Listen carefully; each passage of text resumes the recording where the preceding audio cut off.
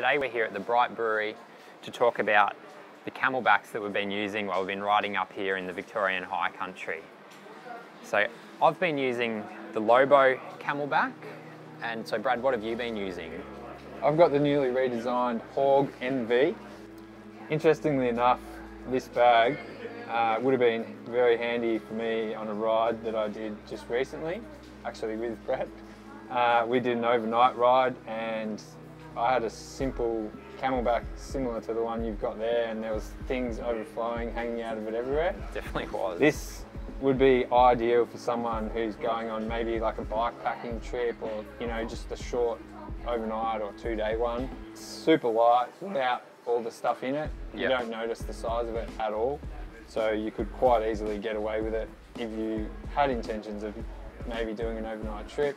You've got the space when you need it. If you don't, it's not going to bother you. Breathability here on these straps, and then on the back here, so you can get some air in behind. Yeah, so you found your back wasn't getting overly sweaty, getting a bit of airflow through there. There's plenty of air in there, which is great.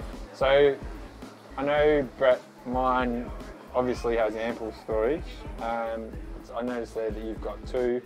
Have you got much room for additional things other than just the bladder?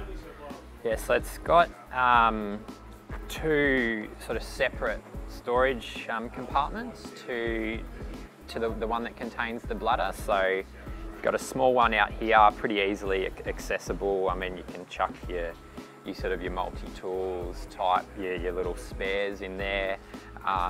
This one at the top, I've put my tubes in there. I mean, I've had my jacket in there. So for quite a compact pack, it sort of fits a lot of things in it as well. I don't know, one new thing that I've never used on a Camelbak before is the magnetic attachment for the hose. So traditionally it's sort of, you'll pull the hose out, put the hose back in, which I've noticed over time in previous Camelbaks I've had sort of damages the hose, but this one, just like the magnet straight in and out, as you can see, it just flies back in. It's worked really well. So kind of once I've had a drink, you just kind of chug it to the side, and the magnet does its thing, gets back in there. So between the two of us, like we've obviously had some pretty different sort of Camelbaks here. I mean, mine, I think, suited to sort of your half-day at max ride. Mine's probably more of your actual trip style of cycling, or hiking even too. You could use it for that if you're going for an overnight hike.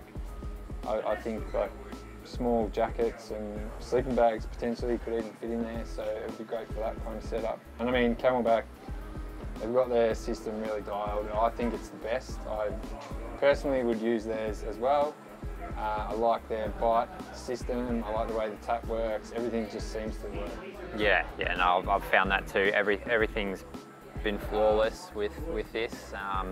No problems using it. I mean, we've been able to take all the gear we need, all the spares, and so I've been really happy with mine, and so I think it's a really, really good product, and especially for the new sort of enduro bikes and things like that, it seems that suspension systems are taking the place of where you can put a drink bottle. So you've got to have a drink system. I think, yeah, Camelbaks are really the way to go.